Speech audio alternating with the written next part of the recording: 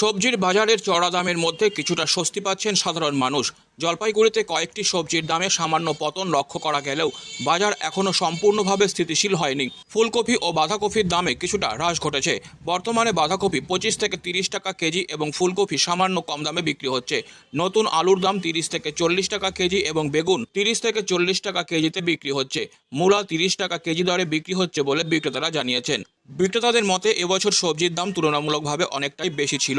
ধীরে ধীরে দাম কমতে শুরু করলেও এখনও বাজার করতে হিমশিম খাচ্ছেন ক্রেতারা। সবজির দাম পুরোপুরি কমার অপেক্ষায় রয়েছেন সাধারণ মানুষ। অনেক কমেছে অনেক। আলু বাদে আলু বাদে কি সবই তো 80 টাকা, 220 টাকা মানে তো 80 টাকা। না, ওনারা বলছে এখন বাঁধাকপি ফুলকপি অনেক দাম কমেছে। কোয়ালিটির উপরে কম বেশি তো কোয়ালিটির উপরে। কি মনে হয় কমেছে দাম? সামান্য কমবে এখন, মানে আগের তুলনায় কি বলবেন? এক সময় তো এখন না আগের তুলনায় একটু কম আছে। হ্যাঁ, আগের তুলনায় কম আছে। বাঁধাকপি ফুলকপি কত করে কিনছে? এখন 40 টাকা কিলো। 30 বলছে ওনারা। ওই যে কোয়ালিটির উপরে নির্ভর করছে। ভালো মাল হলে 10 টাকা বেশি, আর মাল একটু খারাপ হলে 10 টাকা কম। মানে কিছুটা হলে কমেছে। হ্যাঁ, কিছু হলেও কমে। আল্লাহ এখন সবজির দাম কেমন রয়েছে? কিছুটা কি কমেছে? হ্যাঁ অনেক কমে গেছে। যেমন বাজার যেমন ধরো মূলা 50-40 ছিল, 30 হয়েছে।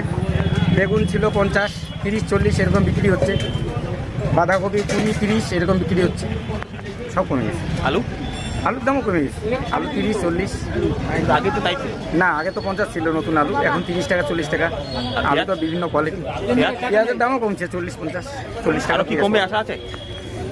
আরো কমবে? কমবে, বাজার কমবে, পৌষ মাস কমে যাবে।